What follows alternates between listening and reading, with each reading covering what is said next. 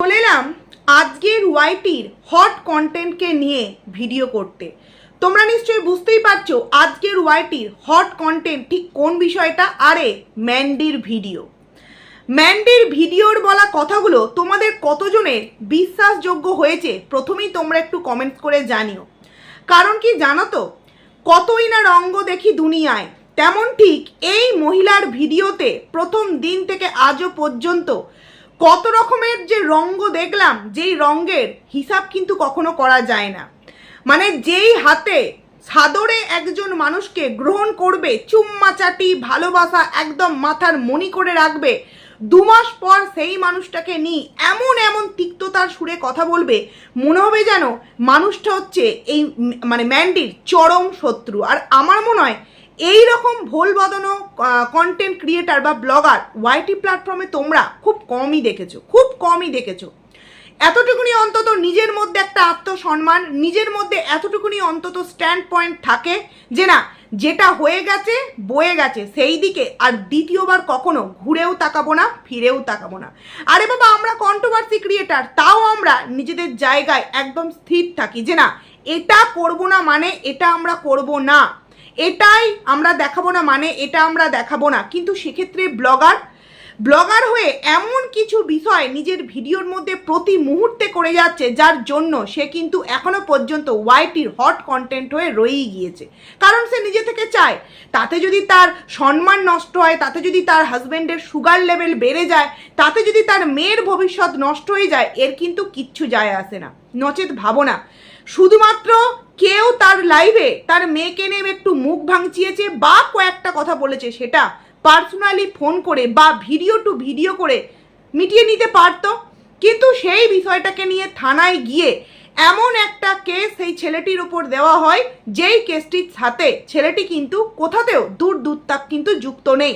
যদি ছেলেটির ওপর এই ধরনের ব্লেম দেওয়া যায়, তাহলে আমার তো মনে হয় তার সন্তান বলো, তার হাজবেন্ড বলো, তার মা বাবা বলো, তার পুরো পরিবার বলো, তার শ্বশুর শাশুড়ি বলো, প্রত্যেকটা মানুষকে নিয়ে নোংরা থেকে নোংরা মারাত্মক ভিডিও নামিয়েছে সে, যে কিনা 2 দিন আগে এই ম্যান্ডির কোলে বসে দোল খাচ্ছিল। তাহলে তার নামে কোনো রকম কোনো কেস করা হয়নি কেন? ও, কেস তো করা হয়েছিল, কিন্তু তার পরবর্তীতে মানুষকে কি বোঝানো হয় যে কাঁটা দিয়ে নাকি কাঁটা তুলতে হয়। সোজা রাস্তা দিয়ে যখন হয়নি, তখন ভালোবাসার রাস্তাটাকে এরা বেছে নিয়েছিল। কই সেই ভালোবাসা দিয়ে সমস্ত জায়গা কি ঠিকঠাকভাবে মেনটেন করতে পেরেছে? আসলে কি জানো তো, যাদের গোড়াতেই একদম গলদে ভর্তি, তারা জীবনেও আর কিছু হোক না হোক কখনো চাইলেও পারবে না নিজেদেরকে সংশোধন করতে।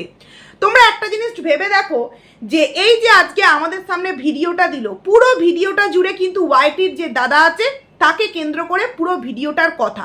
লাস্টের কয়েকটা লাইন বা ওই খুব বেশি হলে 5 থেকে 7 মিনিট, এই চাকরিটা আমি পেয়ে গেছি বেলা শুনছো, এই নিয়ে কিন্তু আমাদের সামনে ক্লিয়ার করলো। তো আমার প্রশ্ন হলো, হাইলাইট করে বড় করে থাম্বনেলে কেন লেখা হলো যে চাকরিটা যে আমি পেয়ে গেছি, বেলাটা এখানে কে? কই তোমরা কি ভিডিওটার টাইটেল থাম্বনেল দেখে একটুও বুঝতে পেরেছো এই ভিডিওটার মধ্যে বেশিরভাগ কথাটা এই ওয়াইটির দাদাকে কেন্দ্র করে আছে?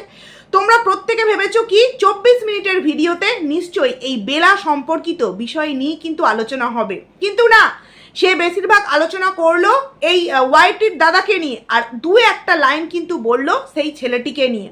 কথাটা হচ্ছে, যে জিনিসটাকে তুমি তোমার জীবনে রাখতে চাও না, যেই জিনিসটাকে তোমার সবথেকে বড় জীবনের ভুল বলে তুমি মনে করো, তাহলে সেই জিনিসটা তোমার ভিডিওর টাইটেল থাম্বনেলে প্রথম কথা জায়গা পায় কি করে?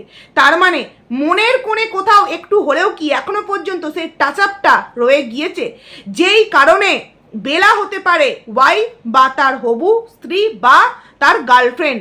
এই কথাটা বলতে গিয়ে প্রায় 10 বার তোমাকে ভাবনা চিন্তা করে ঢোক গিলে কথাটাকে বলতে হলো। দেখো, আমরা হচ্ছি কন্ট্রোভার্সি ক্রিয়েটার, পরে আগে হচ্ছি একজন ভিউয়ার্সের চোখ কখনো মিথ্যা হতে পারে না। তাই তোমার কমেন্ট সেকশনে, তোমার ভিডিওতে অজস্র এই কমেন্টটা যে ঢোক গিলতে হলো যে তোমার গার্লফ্রেন্ড না তোমার বউ না তোমার ওয়াইফ সেই বেলা, আমি কোনো বেলা টেলা নই।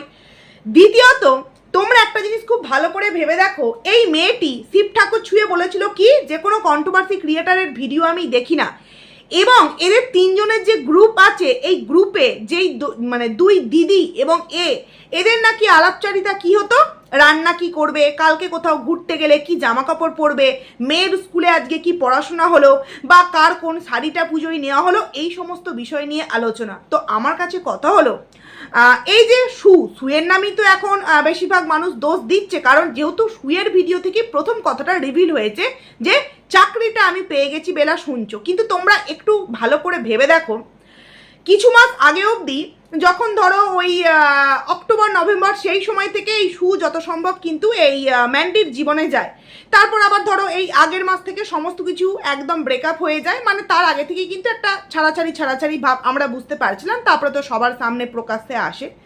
কিন্তু বিষয়টা হচ্ছে সেই সময় নিশ্চয়ই গ্রুপে এটা আলোচনা হয়েছে, তবেই না আজকে এই ছোটদি জানতে পেরেছে। এইবার ছোটদি কোথা থেকে জানলো? ছোটদিকে নিশ্চয়ই এমন কোনো মানুষ জানিয়েছে যেই মানুষটি সেই বিষয়টির সাথে ওতপ্রোতভাবে যুক্ত ছিল, কারণ এই চাকরিটা আমি পেয়ে গেছি বেলা শুনছো এটা জানার পর কিন্তু এই ছোটদি একটা প্রশ্ন করেছিল, যা তোর বরকে গিয়ে প্রশ্ন কর, তোর দিদিকে গিয়ে প্রশ্ন কর, হ্যান ত্যান এক্সেট্রা ব্লা ব্লা ব্লা। তার মানে দিদি বা হাজব্যান্ড এই বিষয়টির সাথে যুক্ত, মানে এই ছোটদিকে জানাবার জন্য। নিশ্চয়ই তার হাজব্যান্ড জানাবে না, তাহলে এখানে আরেকজন পড়ে রইলো, সেটা হচ্ছে তার প্রিয় গোল্ডি দিদি, তাই তো? তার মানে গোল্ডি দিদি জানিয়েছে, এটা পুরোপুরি স্পষ্ট। এইবার তোমরা একটা জিনিস চিন্তা করে দেখো, এই যে আমাদের সামনে গল্প দেওয়া হলো কি, যে ছেলেটি চাকরি পেয়ে গেছে সেটা নাকি স্যান্ডিকে ফোন করে জানাবার চেষ্টা করা হয়। স্যান্ডি ফোনটা রিসিভ করে ঠিক কথাই, বাট কনফারেন্স কলে তার ওই গোল্ডি দিদিকে নেয়, যেহেতু তাদের বাড়ির একটা গার্জেন বলে মনে করে। প্রত্যেকটা বিষয়ে কেমন যেন মনে হচ্ছে না রহস্যের গন্ধ। প্রথম কথা, ছেলেটি সমস্ত কিছু ল্যাটা চুকিয়ে দিয়ে চলে গিয়েছে চাকরি করতে, সেখানে নিজের জীবন শুরু করবে, নিজের মতো করে বাঁচবে। 2 বছর পর তার মনে হলো আমি চাকরি পেয়েছি, এটা আমাকে তার হাজবেন্ডকে জানাতে হবে। এটা কি সেই মানে গল্প হচ্ছে নাকি টিভি সিরিয়ালের নাটক হচ্ছে? যেই ছেলেটিকে স্যান্ডি মারধর করে, ঝগড়া অশান্তি হয়, থানা পুলিশ হয়, গ্রাম জানাজানি হয়, সেই ছেলেটি আবার তাকে ফোন করে বলবে যে আমি চাকরি পেয়ে গেছি, যেটা কিনা তোমার বইয়ের সাথে আমার কথা হয়েছিল যে আমি চাকরি পেলে 2 বছর পর তোমাকে আমার সঙ্গে করে নিয়ে যাব, আমার রাজরানী করে রাখবো, সেই কথাটা তার হাজবেন্ডকে জানাবে? এটা কি কখনো সম্ভব? তোমরা একবার ভেবে দেখো তো। দ্বিতীয়ত, এই যে গোল্ডি দিদি যে কিনা এই কথাটা ছোটদিকে বলে দিতে পারলো, অথচ ম্যান্ডির কান অব্দি পৌঁছালো না, মানে আমার কাছে এটা পুরোপুরি একদম যাকে বলে ধোপে টেকার মতো কথা নয়। সম্পূর্ণ কথাটির মধ্যে জল মেশানো আছে, সম্পূর্ণ কথাটার মধ্যে জল মিশিয়ে সম্পূর্ণ দোষটা স্যান্ডির ঘাড়ে দেওয়া হলো। কারণ ম্যান্ডি যখন ভিডিওর মধ্যে কথাগুলো বলছিল, ম্যান্ডির বলা কথার মধ্যে পুরোপুরি বোঝা যাচ্ছিল ম্যান্ডি একটা গল্প রচনা করছিল।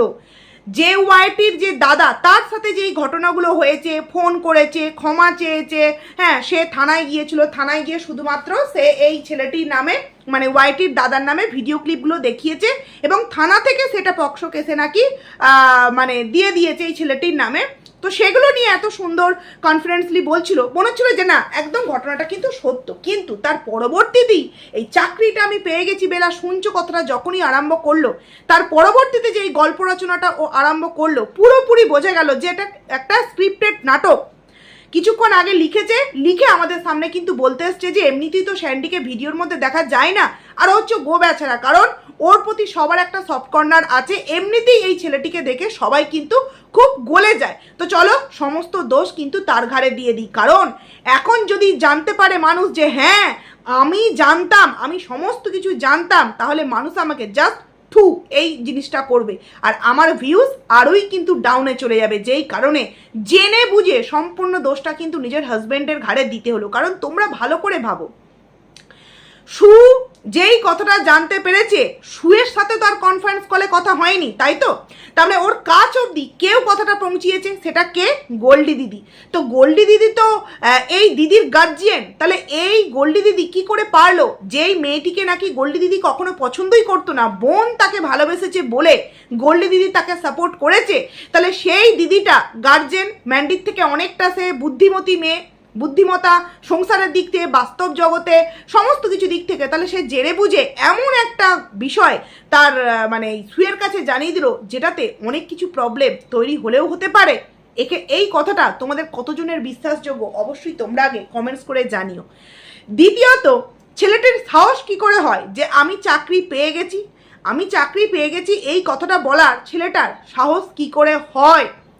কখনোই কিন্তু এতটা দুঃসাহস হওয়ার কথা নয়। তার মানে ভেতরে ভেতরে কি মানে কোনো কিছুই আমরা যতটা ভাবতাম ততটা কি ক্লোজ হয়নি? কারণ আমরা জানতাম হয়তো ছেলেটির নাম্বার স্যান্ডি ম্যান্ডি প্রত্যেকের ফোন থেকে ব্লক করা আছে এবং এতটাই খারাপ পরিস্থিতি নিজেদের মধ্যে তৈরি করেছিল যে কেউ কারোর পাশ দিয়ে গেলেও মুখ ঘুরিয়ে নেবে, ছাঁটা পর্যন্ত মারাতে চাইবে না। কিন্তু এক্ষেত্রে দেখছি ফোন করলো আর এ পক্ষ থেকে ফোনটা রিসিভও করে নিল। মানে বুঝলাম না ও নাই নির্লজ্জ হয়ে ফোনটা করলো, বাট এই তরফ জানছে যে আমার যে ওয়াইফ যার জন্য আমার মেয়ের মান সম্মান নষ্ট, আমার পুরো পরিবারটার মান সম্মান নষ্ট, আমার কেরিয়ার নষ্ট, আমার বিজনেস নষ্ট, এবং আমি মানুষের কাছে এত খারাপ হয়েছি, মানুষ এত বড় বড় কথা বলার একটা সুযোগ পেয়েছে, সেই ছেলেটির ফোন আমি রিসিভ করব? এটা কি করে পসিবল যে তার ফোন নাম্বারটা ব্লক করে রাখিনি? মানে ফোন আসবে বা আসতে পারে এরকম কি কোনো রকম কোনো ধ্যান ধারণা ছিল, নাকি গল্পটাকে সম্পূর্ণভাবে স্ক্রিপ্টেড নাটক বানিয়ে আমাদের সামনে ভিডিওর আকারে তুলে ধরা হলো? কিছুদিন আগেই বলেছিল না যে মেয়ের লাইফে অনেক রকম প্রবলেম হতে পারে, যার জন্য কন্ট্রোভার্সি ক্রিয়েটারদের ভিডিওগুলোকে প্রাইভেট করতে হবে। তো বলি কি, এই যে ঘটনাটা ঘটলো আজকের ভিডিওতে, যে এত সুন্দরভাবে সমস্ত কিছু জানানো হলো, তাতে করে মেয়ের ভবিষ্যতে কোনো প্রভাব পড়বে না? মেয়ে এই ভিডিওগুলো দেখবে না? মেয়ে তো আইডি সার্চ করে মায়ের ভিডিও দেখে, টিভিতে চালিয়ে রেখে দেয়, তাহলে মায়ের এই কথাগুলো শুনতে পারবে না? মেয়ে যথেষ্ট বড় হয়েছে এবং আমরা জানি যে যারা ব্লগার তারা কিন্তু অল টাইম যেহেতু ভিডিও করে, সেই বাড়ির বাচ্চারাও কিন্তু অনেক অল্প বয়সে ফোন সম্পর্কে অনেক কিছু জেনে যায়। তো এই যে ফোনের ভিডিওর মধ্যে ডিটেলসে যে কিছু কথা বলা, এগুলো সম্পর্কে মেয়ে কিছু জানতে পারবে না। সে বলছে যে নতুন ব্লগার হয়েছে সে তার ভিডিওতে কি বলছে, কি গান করছে, সেটা সম্পূর্ণ তার বিষয়। তোমাদের যদি ভিডিও করার ইচ্ছা হয় তাকে আলাদা করে ভিডিও করো, আমার সাথে যুক্ত করে কোনো ভিডিও করো না। এক মিনিট, এইবার কথাটা হচ্ছে ক্ষমা চাওয়া। মানে প্রত্যেকটা কন্ট্রোভার্সি ক্রিয়েটার আন্টি দিদি তাদের কাছে ক্ষমা চাইলো। ক্ষমা চাওয়ার কারণ কি? পার্সোনালি অন ক্যামেরায় নয়, অন ক্যামেরায় তো সেভাবে বলেনি, কারণ অন ক্যামেরায় তো নটাঙ্কির মাস্টার যাকে বলে, তো অফ ক্যামেরায় কন্ট্রোভার্সি ক্রিয়েটার আন্টিদেরকে নানান রকম নাকি বাজে কথা বলেছে, তো তাদের কাছে ক্ষমা চাইলো। তো বলি কি, ক্ষমা করা কি সত্যিই এতটা ইজি? মানে তোমরা ব্লগাররা একের পর এক নোংরামো, একের পর এক এমন কিছু কদর্য রূপ নিজেদের দেখাবে যেগুলো সত্যিই বাজারে চলার মতো নয়, তারপরেও তোমরা সব থেকে নিজেদেরকে ভালো প্রমাণিত করবার জন্য কন্ট্রোভার্সি ক্রিয়েটারদেরকে যখন যা খুশি যেভাবে খুশি তোমরা অপমান করবে, রঙ্গভঙ্গি করে তাদেরকে নিয়ে ভিডিও করবে, তাদেরকে নিয়ে গ্রুপে আলোচনা করবে, আবার মানুষ হায়ার করবে যে এ আমাকে নিয়ে খুব বলছে, একে একটু ভালো করে মলমপট্টি লাগিয়ে দে। তো সেই মানুষগুলোকে নিয়ে যখন খুশি যা খুশি যেভাবে খুশি তোমরা বলতে পারো, প্ল্যান করতে পারো, আবার যখন খুশি তাদের কাছে এসে ক্ষমাও চেয়ে নিতে পারো। কেন তারা ক্ষমা করবে? কেন? কি দায় পড়েছে তাদের? তারা তো এমন কিছু ভুল কথা বলেনি, যেটা দেখেছিল যেটা শুনেছিল সেটা নিয়েই তো ভিডিওতে বলেছিল। তাহলে তোমার কিছু কিছু সময় এমন কিছু হঠকারী সিদ্ধান্ত যার জন্য কন্ট্রোভার্সি ক্রিয়েটাররা প্রতিটা মানুষের কাছে খারাপ হয়। তো বলি কি, তোমার যদি মনে হয় যে ঠিক আছে চলো এখন আমায় কেউ বলছে চল এই কাজটা আমি করি, বা ওই কাজটা আমাকে করতে হবে, তুমি সেটা আগে পিছে ডায়ে বাঁয়ে না ভেবে সেই কাজটা করবে। সেই কাজটা করার পর যখন তুমি দেখো বিশাল বড় ভুল করে ফেলেছো, তখন তুমি এসে এই কন্ট্রোভার্সি ক্রিয়েটারদের কাছে ক্ষমা চেয়ে নিজের ভুলটাকে কি সংশোধন করতে পারবে? কখনোই কিন্তু পারবে না।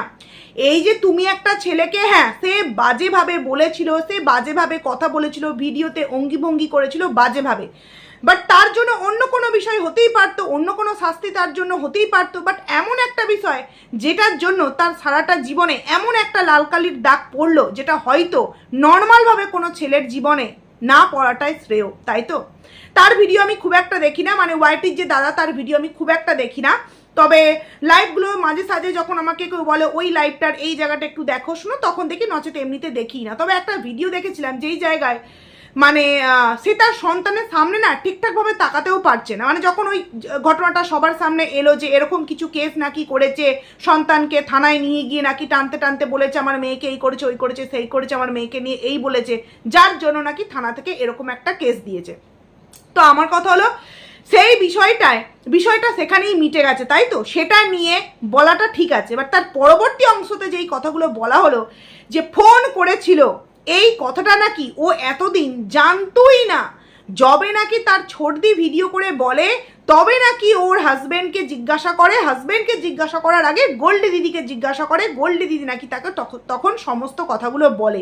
তার মানে বুঝতে পারছো এদের ভিতরে কত রকমের নোংরামো এখনো পর্যন্ত রয়ে গিয়েছে, যেগুলো সোশ্যাল মিডিয়ায় আমরা কেউ জানি না, কেউ জানতেও পারি না। কারণ কি, এরা ব্লগার, এরা এমনভাবে নিজেদের রূপটা বদলায় না, এমনভাবে নিজেদের অঙ্গভঙ্গি দিয়ে মানুষকে প্রলোভনে ফেলার চেষ্টা করে, আর যেই ফাঁদে ভিউয়ার্সরা কিন্তু বারবার পড়ে যায়। দেখো, এই যে আজকের ভিডিও, এই ভিডিওতে অনেকেই দেখলাম কমেন্টস করেছে মানুষ কতটা খারাপ হতে পারে, মানুষ কতটা ছোট হতে পারে, পুরাতন কথাকে টেনে ভিডিও করছে। আচ্ছা, তোমরা যারা এই কমেন্টসটা করছো, হঠাৎ করে ধরো 3 মাস পর আবারও তোমরা এমন কিছু দেখতে পেলে বা এমন কিছু জানতে পারলে যাতে তোমরা পুরোপুরি আকাশ থেকে পড়ার, যে এই ম্যানটিকে আমরা এত বিশ্বাস করেছি, যে কিনা 2 মাস আগের ভিডিওতে বললো যে আমি আর পুরাতন বিষয় নিয়ে আলোচনা করতে চাই না, আমি আমার সংসার নিয়ে ভালো আছি, সে তাহলে আমাদেরকে সেই দিনকে ঠকিয়েছে। ভেতরে ছেলেটির সাথে এত কিছু 2 মাসে হয়ে গিয়েছে, তখন কি তোমরা আমাদের মতো কন্ট্রোভার্সি ক্রিয়েটারদের কমেন্ট সেকশনে এসে যেই কথাগুলো বলছো সেগুলো ফেরত নিতে পারবে? কারণ তোমরা ভিউয়ার্সদের দৃষ্টিভঙ্গিতে দেখছো, কিন্তু আমরা কন্ট্রোভার্সি ক্রিয়েটার, তাই কিছু অন্তত আমরা ভিতরকার তথ্য তো অবশ্যই জানি, তাই না? তবেই সেই মানুষটাকে এত সহজে কিন্তু আমরা বিশ্বাস করতে পারছি না যে সে কিছুই জানতো না। গোল্ডে দিদি, যার সাথে নাকি সব সময়ের জন্য গ্রুপ কলে কথা হতো, এবং যেই গোল্ডে দিদি নাকি তার গার্জিয়ান, তার সংসারের গার্জিয়ান, তাই তো? সেই মানুষটা জানে যে এই ছোটদি কতটা মারাত্মক, তার কান অবধি যেই কথাটা যাবে সেটা সোশ্যাল মিডিয়ায় আউটবাস্ট হবেই হবে। সে ছোটদিকে বলে দিল, অথচ ম্যান্ডি জানতো না। তাহলে কি করে সে তার ভিডিওতে বলতে পারলো ছোটদি যে অনেক কিছু শুরু হয়ে গিয়েছে, বা প্রথমে বললো অনেক কিছু শুরু হতে চলেছে, তারপর বললো অনেক কিছু অলরেডি শুরু হয়ে গিয়েছে। সে কি করে এগুলো বলতে পারলো? তার মানে এমন কিছু বিষয় তো নিশ্চয়ই সেই গ্রুপের মধ্যে আলাপচারিতা হয়েছে। তার মানে বুঝতে পারছো কতটা ভদ্র মানে গ্রুপ এবং কতটা স্ট্যান্ডার্ড। এই যে কিছুদিন আগে তারা লাইভে বলছিল না যে আমরা যথেষ্ট স্ট্যান্ডার্ড ফ্যামিলি থেকে বিলং করি, আমাদের এই সমস্ত কিছু নিয়ে আলোচনা করার সময় নেই। তো তোমাদের স্ট্যান্ডার্ড যে কতটা ভালো, তোমরা যে কতটা কি ভালো জিনিস নিয়ে আলোচনা তোমাদের গ্রুপে করতে, তার প্রমাণ তো আজকের ম্যান্ডের ভিডিও। আমরা কন্ট্রোভার্সি ক্রিয়েটার, আমরা যেটা বাইরে বলি অন্তত ভালোর জন্য মানুষকে নিয়ে বলি যে এটা করলে হয়, ওটা করলে না হয়। বাট তোমাদের মতো কিছু দিদি গার্জেন হিসেবে তোমরা মানে এসে এমন কিছু ঘটনা ঘটাও যেটা পরবর্তীতে তারাই কিন্তু রিভিল করতে বাধ্য হয়। আজকের ম্যান্ডির ভিডিও এবং ভিডিওর লাস্টের বলা কথাগুলো তোমরা দেখেছো, শুনেছো। ম্যান্ডির কালকের ভিডিও থেকেই পুরো ফ্যাকাশে মুখ, সেই আগের মতো ওড়না নেওয়া শুরু, কোথাও না কোথাও মনের মধ্যে সেই আনন্দ নেই। এইবার 2 দিন পর হয়তো ভিডিও টাইটেল থাম্বনেলে এটাও দেখতে পাবো, আমার ভালো লাগছে না, জোর করে কি কিচ্ছু হয়, জোর করে কিচ্ছু হয় না, এই ডায়লগগুলোও হয়তো আমরা দেখতে পাবো। কারণ এরকমটাই তো আগে হয়েছে, তাই না? মানুষ যেগুলো বিশ্বাস করেনি পরবর্তীতে কিন্তু সেইগুলোই প্রমাণিত হয়েছে।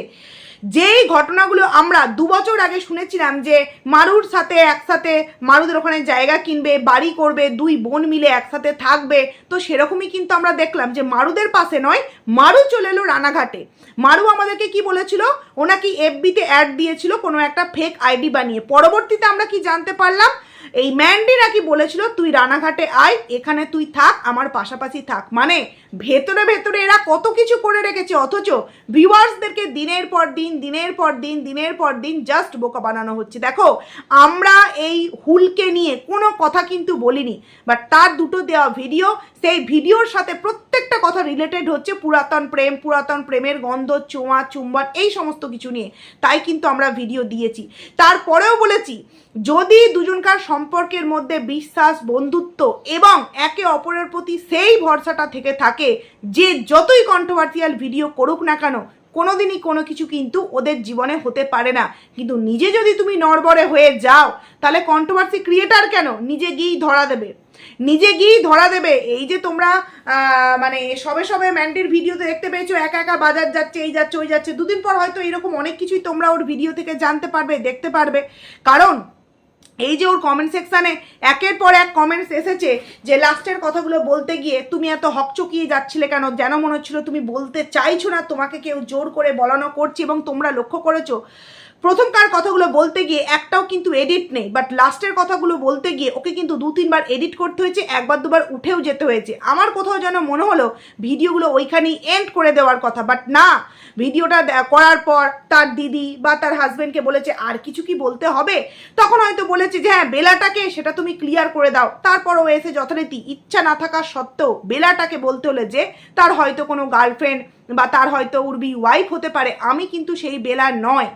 ভালো তো, সেই বেলা তুমি না হলে খুব ভালো, কিন্তু তার মানে এই নয় যে তুমি যখন যা খুশি কন্ট্রোভার্সি ক্রিয়েটারদেরকে বলবে আর তোমাকে তারা এমনিই ক্ষমা করে দেবে। মানে কয়েকজনকার নাম আমি এখানে নিচ্ছি না, বাট তাদেরকে তোমরা এমনভাবে অপমান করেছো, নাম নিয়ে নিয়ে ভিডিওর মধ্যে তোমরা এমনভাবে অপমান করেছো, আমার তো মনে হয় তাদের যদি সত্যি নিজেদের মধ্যে কোনো রকম কোনো আত্মমর্যাদা থেকে থাকে না, মান সম্মান থেকে থাকে না, তোমার সাথে অন্তত পার্সোনালি আর কখনো যোগাযোগ করবে না। কারণ ভিউজ কম হোক তবু মান সম্মানটা যাতে বজায় থাকে। কারণ যারা কিনা নিজেদের চরিত্রের চচ্চড়ি করে ভিউজ কামাতে বসে পড়তে পারে, যেই কারণে আজকের ভিডিও টাইটেলটা তো এই ওয়াইটির দাদাকে কেন্দ্র করেও হতে পারতো, ভিডিও থাম্বনেলটা তো ওয়াইটির দাদাকে কেন্দ্র করেও হতে পারতো। টাইটেলটা কি হলো, চাকরিটা আমি পেয়ে গেছি বেলা, শুনছো বেলাটা আসলে কে, মানে যাতে মানুষ একদম যারা জানতো না, যারা নতুন ভিউয়ার তারাও জেনে যাবে 3 বছর আগে এরকম একটা ঘটনা ঘটেছিল, এই ছেলেটি এই মুহূর্তে ফিরে এসেছে, চাকরি পেয়েছে,